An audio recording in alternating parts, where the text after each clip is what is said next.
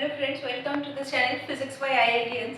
Today we will discuss a very important topic in electrodynamics, that is the fields of an oscillating dipole. So whenever in case of antenna that is receiving the radio waves or propagating the radio waves, or the atoms or molecules which are incident with an electromagnetic radiation, how do it radiate, how do it generate electromagnetic radiation? So how the dipoles can generate oscillating dipoles can generate electromagnetic radiation, we will discuss about this topic today. So let's start the video. So in some earlier videos where I have shown you the electric field can be written in terms of the scalar potential and vector potential, like A equals to minus grad phi minus del A del t and B equals to curl of A. So please go through that video, watch that videos where the potentials briefly explained what is the meaning of these potentials and why does it come from.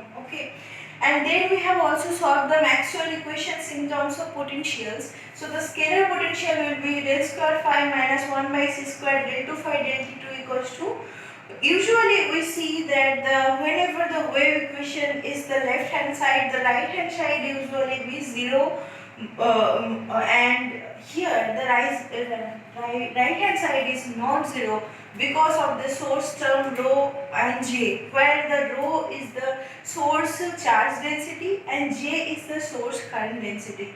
So the scalar potential is originating from the charge density and vector potential is originating from the current density, and this phi and a will lead to a solution of like phi equals to integration over rho dv by 4 pi epsilon naught into r, and a will be integration over j dv divided by 4 pi epsilon naught c square into r. So j is the effect of potential. So the cos of the A is the J, the source term A, J, and the cos for the phi scalar potential is the source term rho. And now what does it mean that I have written this 2 comma t minus r12 by c divided by r12. This is the delay term, that is time dilation. In some earlier videos I have already explained that whenever there is a charge is accelerating, suppose the charge earlier time it was at 2 prime point and now it has some velocity and it reached to a point 2. Meanwhile, earlier the radiation, that is it is a charge, so it will have some electric field, so it will have some associated electric field lines or electric flux. So suppose the electric field lines is reaching point 1, meanwhile the charge that was located at 2 prime will reach to 2. So because since the light also takes some such electric field lines also take some time to reach to some point when r prime is much larger, means the point 1 is far away than 2 or 2 prime, then we can say that there is a delayed signal, the time dilation between receiving a signal and actually the time which it was generated. So you will get a signal at a retarded time, and the signal was generated quite earlier. So the light also takes some time to travel the distance, suppose c into t. So earlier time, suppose it was generated at t prime time and it will travel a distance r, which it will take time c into t. So the time, that is t prime, you will get the signal of at the time t prime at a delayed time of t plus r by c. So you are getting this signal at a delayed time of t prime plus r by c.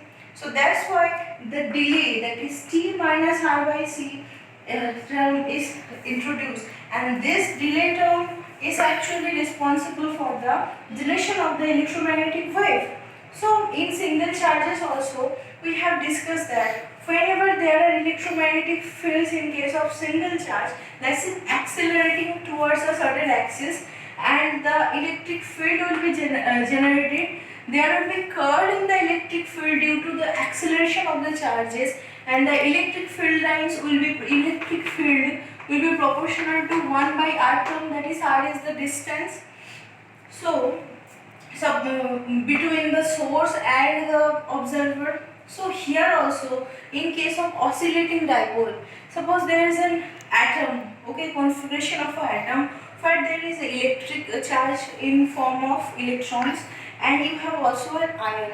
So whenever there is incident radiation or electromagnetic wave, the charge will also oscillate with this electromagnetic wave. So there will be a dipole generated inside the atom, which will be q into d. Suppose q is the charge of the electron and d is the distance between the electron and the nuclei or the ion. So how this dipoles, when it is oscillating, it will have some vector potential and it will have some phi, that is scalar potential.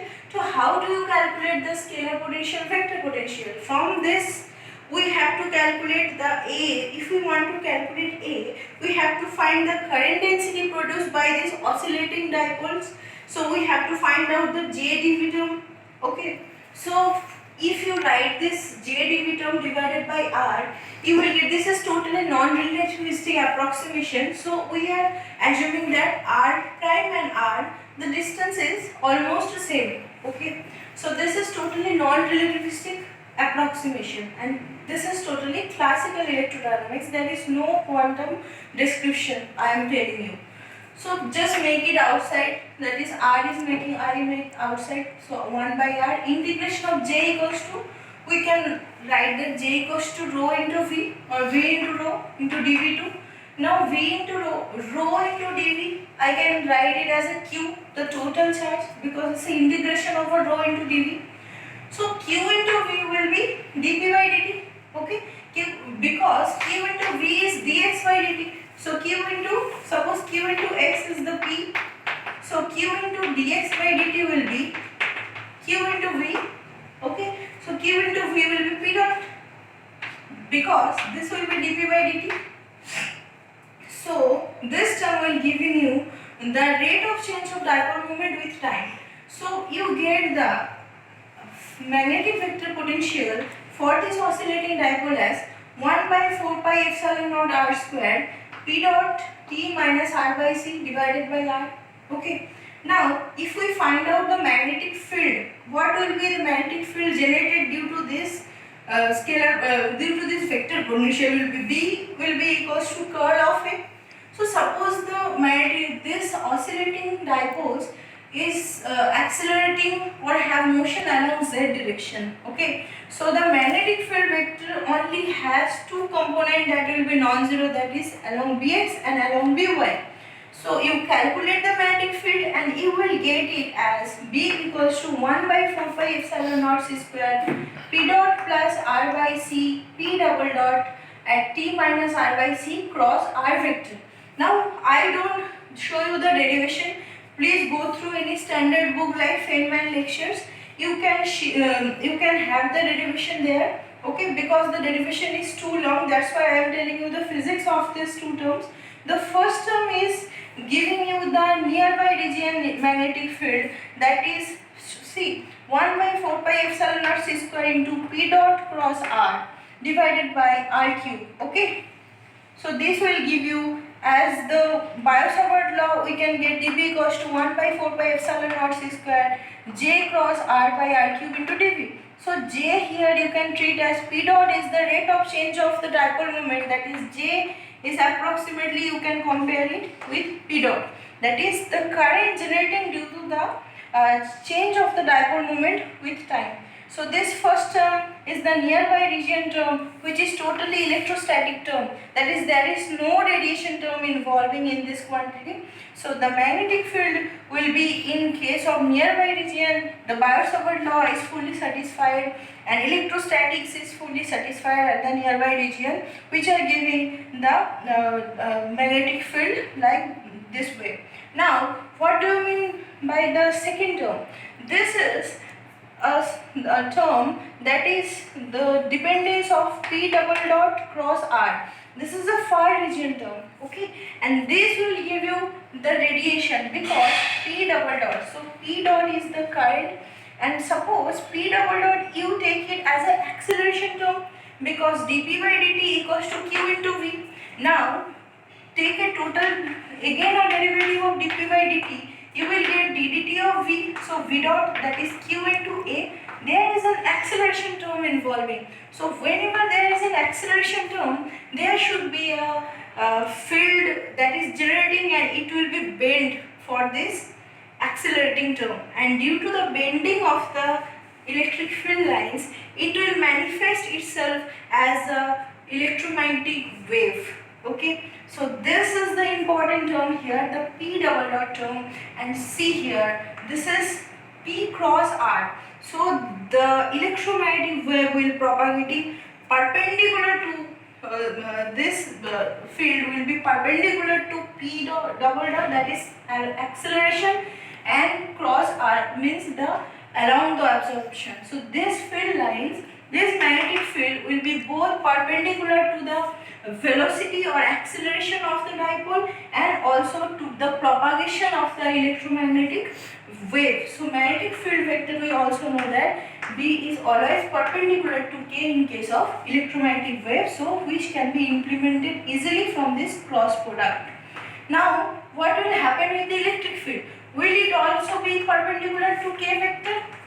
What will happen? Let us see that. The electric field vector, after calculations you will get that the electric field vector will be 1 by 4 pi epsilon naught r cube 3 into p star dot r by r square minus p star plus 1 by c square p double dot t minus r by c cross r, where this p star term is the dipole moment retarded and corrected for the retardation, that is p of t minus r by c plus r by c p dot of t minus r by c.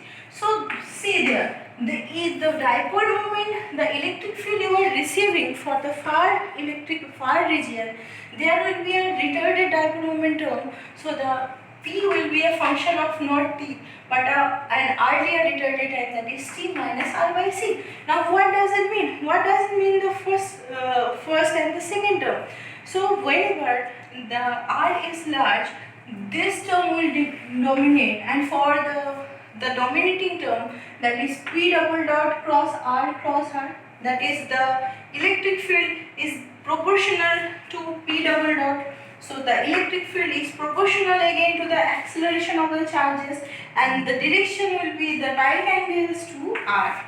Okay, so here also this case we also get that the electric field will be proportional or will be due to the acceleration of the charge dipole, and the electric field will be perpendicular to the electromagnetic wave propagation. So both the conditions, that is B is perpendicular to K and E is perpendicular to K, is satisfied. Now the power, if we find out the power term from the Poynting's vector, that is S equals to E cross B by mu naught, we will get that power will be proportional to sin square theta by lambda to the power 4. So this is the famous Larmor's formula in case of oscillating dipole. So friends, now we will discuss what is the physical meaning of Brewster angle in the next video. In this video, we have understood that fields of an oscillating dipole are generating due to the accelerating term of the dipoles. So the dipoles, whenever it is incident by an electromagnetic wave, it will be like accelerating. I mean, sometimes it will be up, sometimes it will be down, up, down, up, down. So there will be an accelerating term. For the non-zero accelerating term, you will get electric field, magnetic field that will be perpendicular to the direction of propagation of the wave, and we will get the electromagnetic radiation. Okay friends, thank you. Okay friends, now in the next video, please stay. We will discuss what is happening at the Brewster angle. Till then, if you like this video, please like the video, and if you find it is helpful, then please share with your friends and do subscribe the channel to support us. Thank you.